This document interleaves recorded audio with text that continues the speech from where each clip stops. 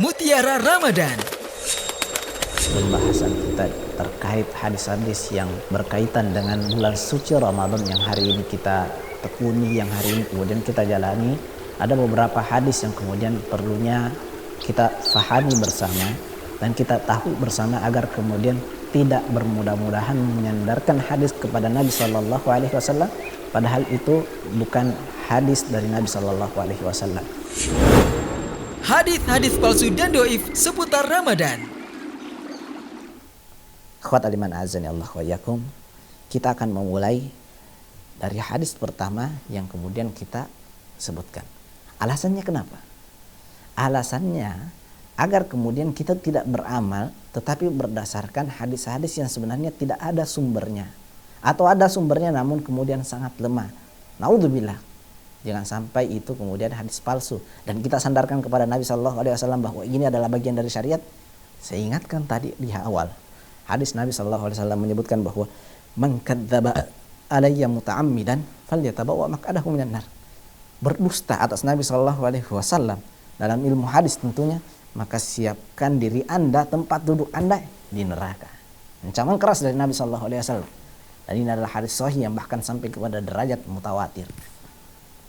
Hadis pertama yang akan kita bahas di pagi hari ini, di pertemuan kita di kesempatan ini adalah hadis yang sangat masyhur, yang bahkan disebutkan oleh sebagian para ustadz-ustadz dan da'i, kemudian para penceramah. Ini biasanya dimulai pada awal-awal Ramadan.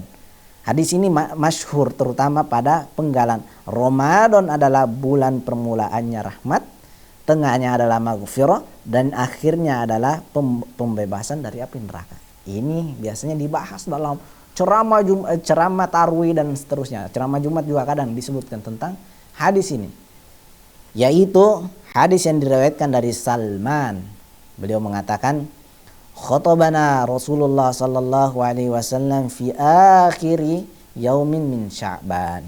Faqala, ayyuhan nasu, qad adallukum syahrun azim, syahrun mubarak, syahrun fihi lailatun khairun min alfi syahrin, ja'alahu Allahu siyamahu faridah wa qiyama lailihi tatawwu'an, man taqarraba fihi bi khaslatin minal khair kana kaman adda faridatan fima siwahu, wa man adda fihi faridatan kana kaman adda sab'ina faridatan fima siwahu, wa huwa syahrus sabr." Lihat, syahrus sabr.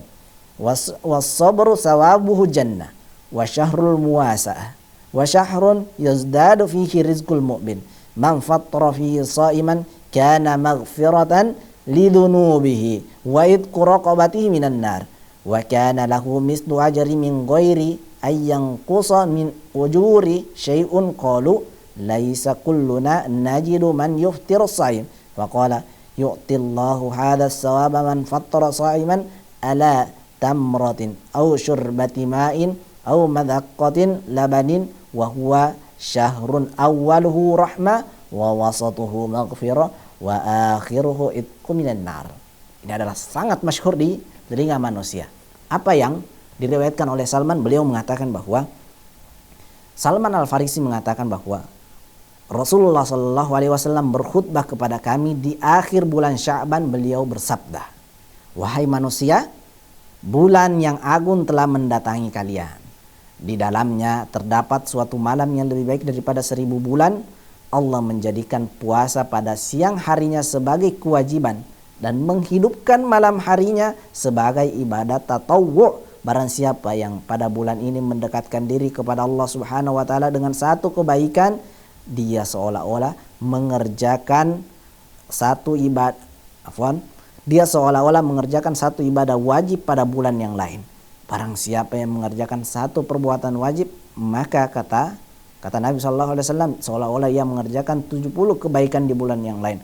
Ramadan adalah bulan kesabaran, sedangkan kesabaran balasannya adalah surga. Ramadan bulan tolong menolong, di dalamnya rizki seorang mukmin ditambah. Barang siapa pada bulan Ramadan memberikan hidangan berbuka puasa kepada seseorang, dosanya diampuni oleh Allah Subhanahu wa taala diselamatkan dari api neraka, memperoleh pahala seperti orang yang berpuasa itu tanpa mengurangi pahala orang dari kita memiliki makanan untuk diberikan kepada orang yang berpuasa. Rasulullah SAW berkata, Allah memberikan pahala tersebut kepada orang yang memberikan hidangan berbuka puasa berupa sebutir kurma atau secangkir air atau sedikit susu. Ramadan, yang ini Ramadan adalah bulan yang permulaannya rahmat, pertengahannya adalah ampunan, dan akhirnya adalah pembebasan dari api neraka. Ini adalah hadis yang sangat masyhur di telinga kita. Oh, hampir semua para kemudian penceramah selalu mengulangnya, setiap tahun diulang-ulang ini. Padahal kita yang didengar di bawah, kita tidak tahu dari mana sebenarnya hadis ini. Ini yang kemudian perlu kita koreksi bersama. Perlu kemudian kita belajar lagi bersama. Apa yang terjadi? Hadis ini diriwayatkan oleh Ibnu Khuzaimah yang meriwayatkan hadis. Ibnu Khuzaimah diriwayatkan juga oleh Imam Al-Baihaqi dalam Syu'abul Iman, diriwayatkan juga Ibnu Adi dalam Al-Kamil, diriwayatkan juga Imam At-Tabari dalam Al-Kabir dan Imam Al-Bazzar, dan semua yang meriwayatkan ini melalui jalan Ali bin Zaid bin Jud'an. Oke. Yang meriwayatkan adalah Ali bin Zaid bin Jud'an dari Zaid bin Musayyab dari Salman Al-Farisi radhiyallahu anhu. Apa yang terjadi dengan periwayat ini? Ali bin Zaid bin Jud'an adalah seorang perawi hadis yang dibincangkan oleh para ulama dari sisi hafalannya.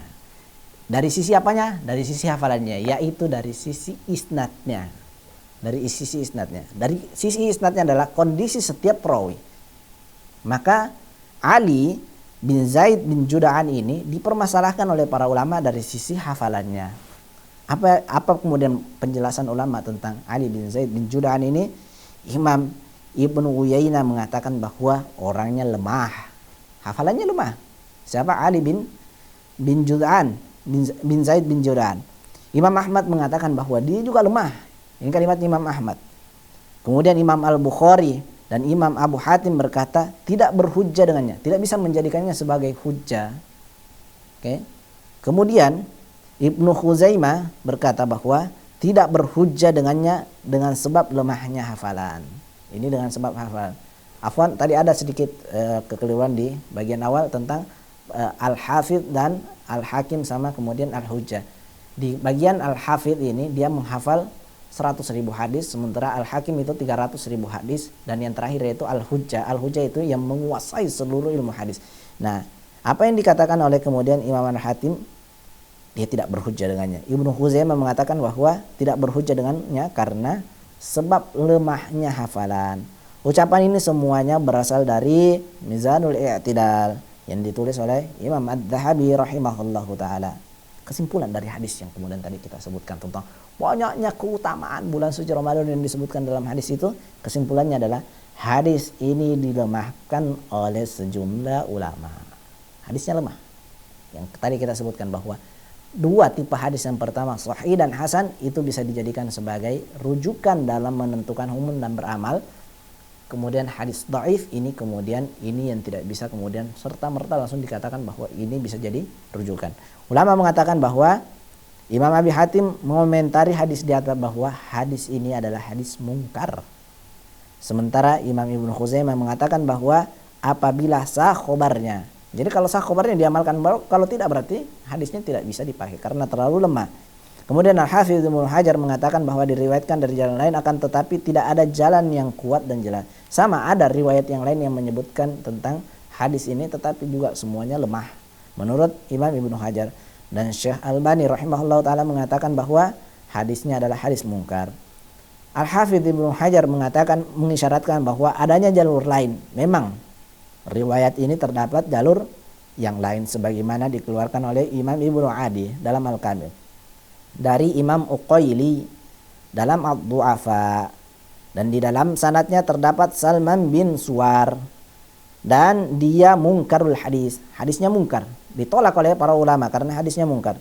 Siapa dia? Dia adalah Salman bin Suwar. Walaupun tadi Ali bin Zaid itu kemudian lemah dari sisi hafalannya, tetapi kemudian saat di riwayat yang lain ini lebih parah, itu Salman bin Suwar dia mungkarul hadis sebagaimana dikatakan oleh Ibnu Adi. Terdapat di dalamnya sanad Maslamah bin Suhailid dan dia juga matrukul hadis. Hadisnya ditinggalkan oleh para ulama karena tidak bisa jadikan hujjah. Ikhwatal iman a'azzani Allah wa iyyakum.